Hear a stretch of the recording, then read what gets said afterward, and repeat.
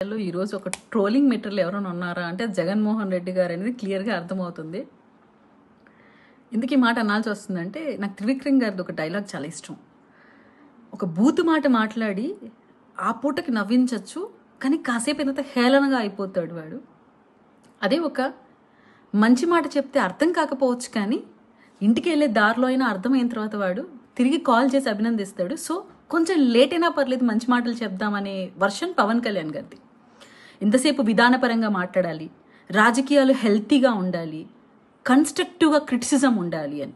కానీ జగన్మోహన్ రెడ్డి గారికి ఏంటంటే పవన్ కళ్యాణ్ గారు అంటే ఫస్ట్ నుంచి ఒక రకమైన వణుకండి. మీకు ఒక సైకిక్ డిజార్డర్ అయిపోయింది. మీ మైండ్ సెట్లో పవన్ కళ్యాణ్ గారిని ఫీడ్ చేసేసుకో ఉన్నారు.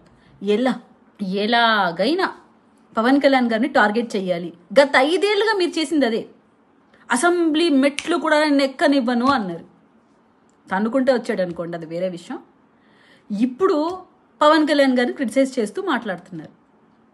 జగన్మోహన్ రెడ్డి గారు వై నాట్ 175 అన్న మీ మాటలు 11 సీట్లకి పరిమితమై అగత్పాతాలనికి తొక్కాడు పవన్ కళ్యాణ్ గారు. అలాగే సోనియా గాంధీ మీరు గడగడలాడించారని చెప్పిన స్టేట్మెంట్లు, పులివెందల పులి, ఇవన్నీ మాటలు కాల రాస్తూ ప్రజలు కనీసం నాకు ప్రతిపక్ష హోదా కల్పించండి అని అడుక్కునే స్థాయికి తీసుకొని వచ్చారు పవన్ కళ్యాణ్ గారు ఈరోజు మీ స్థితిని. సో మీకు ఆ బాధ ఉంటుంది, మిమ్మల్ని చూసి ఆ జాలు ఉంటుంది, కానీ మీ మీద సోషల్ ట్రోలింగ్ చూస్తుంటే నవ్వొస్తుంది. అలా మాట్లాడలేక దయచేసి మీ మానసిక స్థితిని కరెక్ట్ చేసుకోండి. ప్రజలు ఈ తీర్పు ఎందుకు ఇచ్చారంటే గత 5 ఏళ్ళుగా వ్యక్తిగత విమర్శలకు పరిమితమైన జగన్మోహన్ రెడ్డి తీరు నచ్చక విధానపరంగా విమర్శ ఉండాలి,